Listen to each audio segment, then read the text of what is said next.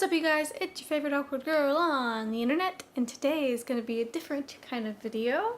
Just fair warning, it's going to be cringy. So basically what today's video is going to be is I wrote my own version of how the Harry Potter series should have ended when I was 12 in the 7th grade. This was before the 7th book had actually come out, and I was tired of waiting for the book to come out, so I figured why not write my own version of what I thought was going to happen. So I did, and I have them here still. There are 3 books, and I figured why not embarrass myself on the internet and read what 12-year-old Casey thought, or how she thought it was going to end. So I figured I would create this series and I would do 15 minutes of reading and read you my story. And for just so you know, my 7th Harry Potter book was called Harry Potter and the Last Battle. And yeah, so if you guys or anyone is interested in hearing how I thought the last Harry Potter book should have ended, then I guess stay tuned for this series and continue watching this video. And feel free to cringe with me, and yeah, get ready.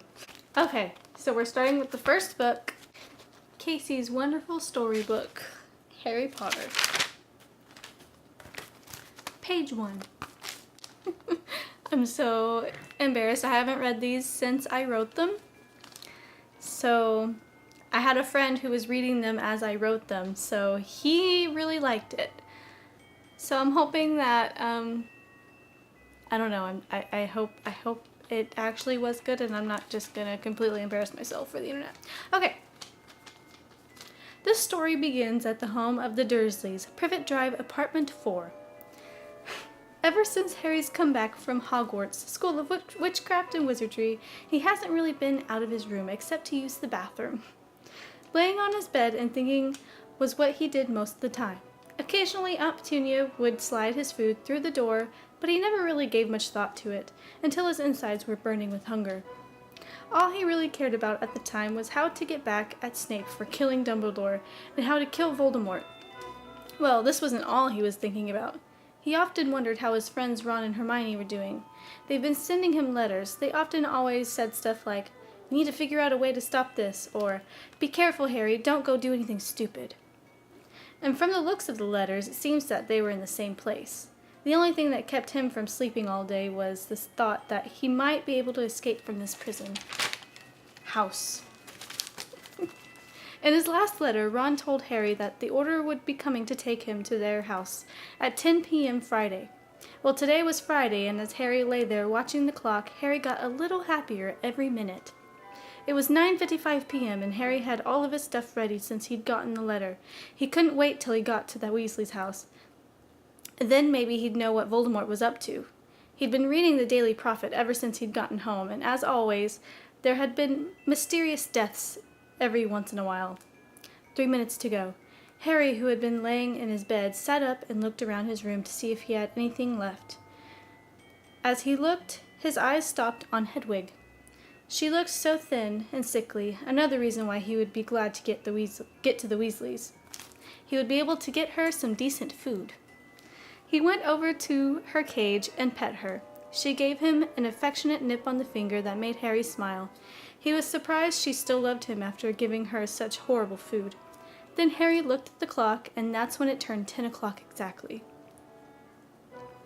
At exactly that moment, Harry heard the knock on the front door. Harry excitedly opened his room door. Opened is what I'm sure I meant. And ran down the stairs and answered the door before anyone else could. They had known that today was the day that they would be coming to get Harry, so they weren't in such a hurry to answer it. Harry opened the door and saw Professor Moody, Tonks, and a very pale-looking Professor Lupin. The full moon had passed just 2 or 3 days ago. "Hello, Harry," said Professor Lupin. "Hey, Professor Lupin, Moody, Tonks." As he looked at them all, Tonks gave a small smile. and Professor Moody just nodded his magical eye, whizzing everywhere. "Are you ready, Harry?" asked Professor Moody. Yeah, I just have to go get my stuff." This is some very enticing information. Just as Harry turned to go, Tonks said, "Well, I'll go with him." And as soon as she said it, she was right by Harry's side. That's when Uncle Vernon piped in. "I don't want these strangers in my house." But no one really paid any mind to him. Harry and Tonks just kept walking up the stairs. Thinking he'd said too much, he just sat back down on his chair in the corner. When he and Tonks had gotten to his room and closed the door, Harry turned to Tonks. How are you?" he asked. He looked up at her. It seemed that she was taking Sirius's death harder than himself. "Well, fine, I guess. It's just not the same, you know. First Sirius dies, then Albus Dumbledore." And as she said this, she looked down at Harry. Harry had also been taking Dumbledore's death hard, and it was really hard for him to talk about it. "Yeah, I know what you mean. I don't even know if they're gonna open Hogwarts up again this year." As he said this, he felt his stomach turn. Then a thought went through his head. Dumbledore's man through and through. He looked down at his shoes. "Well, better get your stuff," and she went to Harry's trunk. "Wingardium Leviosa," she said, and the trunk levitated off the floor. Harry went and grabbed Hedwig's cage. Tonks opened the door, and he, Tonks, and the trunk all went down the stairs. "Ready," Harry said as he stepped in front of Lupin.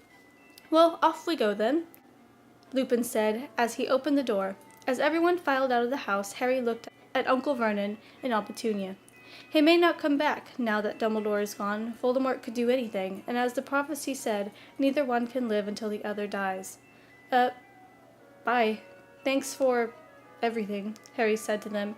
Even though they always treated him badly, they still never kicked him out of the house. They gave him a home, after all. And with that said, Harry followed the others out of the house and closed the door. Today was a bright and sunny day, after all. It is the summer. When he looked towards the road, he saw what looked like an ordinary Muggle car parked in front. "Mr. Weasley rigged one up for us, a flying car," said Tonks, who opened the trunk and put Harry's in. Lupin opened the driver's door and got in. Moody got in the passenger's side, and Harry and Tonks got in the back. The last time Harry got in one of these things was when Dobby caused them to miss their train. He was only 12 then. Now he was turning 17 on Sunday. Lupin started the car, and they went zooming into the air. Most of the ride was quiet, but when the Burrow came into view, Lupin chose to talk. "Harry, Mrs. Weasley has been quite on the edge ever since the incident with Bill. Try and be patient with her." Harry shook his head. With all the commotion, Harry had almost forgotten Bill's incident with the werewolf. He felt a little guilty. They landed on the ground, and the engine cut off. Lupin turned around in his seat. "I'm sorry, Harry, but you're going to have to go alone. We're late for another meeting." "Okay," Harry said as he got out of the car. "Goodbye, Lupin, Moody, Tonks," he said, and closed the door. He went around the car and opened the trunk, got his trunk out. As he walked with the trunk and Hedwig's cage in hand, he reached the door. He turned back and waved. They waved back and flew away. He turned to the door, knocked twice, and the door opened so fast he didn't even have enough time to register. "Oh, Harry, thank goodness you're okay," said Miss Weasley as she gave him the tight hug he was so used to. "Hello, Mrs. Weasley. Nice to see you, too." When Miss Weasley let him go, he walked into the house. "Harry, dear, sit down. You look starved," she said as she went to the stove and started to cook him some soup. Harry looked at his watch. It was 12 a.m. Mrs. Weasley set a bowl of stew in front of him. "Eat up." "Thank you," said Harry. It was true. Harry hadn't eaten all day. When he was done, he sat back in his seat. "So, how is everyone?" Harry asked. "Well, they're all right. Bill's getting better." That was when she started crying. Now he knew what Lupin meant. "Oh, Harry, we've been so worried about you, seeing Dumbledore die and all. But you're still caring as ever." And Mrs. Weasley gave him another tight hug. "Oh, it's okay, Mrs. Weasley. I've been fine. You don't need to worry about me." She let him go, and he smiled at her. He just realized that Mrs. Weasley was the closest thing he'd ever had to a mother, and he hated seeing her this way. She smiled back. "Well, you better get off to bed. You're using Fred and George's room again." she said, and Harry went up to the stairs. When he reached Fred and George's room, he opened the door, and there sat Hermione and Ron talking. I'm not interrupting, am I? Said Harry, a smile on his face. He hadn't seen them in so long. They both looked up. Harry! They both said at the same time. Hermione jumped up and gave him a hug that almost knocked him off his feet. When she finally let go, Harry got a chance to take a good look at her. She's gotten taller over the summer. Oh, Harry, we couldn't sleep until you got here safely, she said. And her and him went and sat on the bed next to Ron. So what's been going on? Harry asked both Ron and Hermione. Where's Voldemort? What's he up to? Asked Harry again. Well, we haven't heard much. You know, Mom. But they say he's getting worse, and he's trying to find more followers. He's been on a rampage since Dumbledore's died. When Ron stopped, he noticed Harry fidget when he said Dumbledore's name. Oh, sorry, he said. No, it's okay. I'm going to have to get used to it, Harry said, looking around the room. Hermione looked at him, worried. Then Harry remembered something. Hey, Ron, did your dad say anything about them opening Hogwarts up again this year? Harry asked as he looked at Ron. It would be hard going back to Hogwarts, seeing Dumbledore's tomb and all. Well, I asked him, and he said he'd ask the Ministry, but he's been at work for so long, I haven't had a chance to talk to him again about it, said Ron, looking at Harry. Harry looked at Hermione, and she looked a bit sad. It won't be the same without Dumbledore, will it? She asked. She looked at Harry. Her eyes were watering. No, it won't be the same. The kids will be in a lot more danger now that he's gone, Harry said, now looking at Ron. Yeah, I'm guessing if the school opens that McGonagall is going to take his place? Asked Ron. Harry suddenly felt a burn in his stomach. No one can ever take the place of Dumbledore. But yes, I guess she will be filling in for him, Harry said, yawning. Well, we better get to bed, 'cause I'm tired, Hermione said, smiling and then yawning. Okay, good night, Hermione, Ron, Harry said. Ron got up, too, and he and Hermione left the room. Harry got up, turned off the lights, and went to his trunk. He got into his sleeping clothes and into his bed. He laid there for a second, staring at the ceiling. Then he took off his glasses and put them on the nightstand, rolled onto his side, and before he knew it, he was asleep. That night he dreamt of Dumbledore, the night he died, and Snape killing him. And that's the end of chapter 1. It's not as cringy as I thought it would be so far. We'll see how that continues.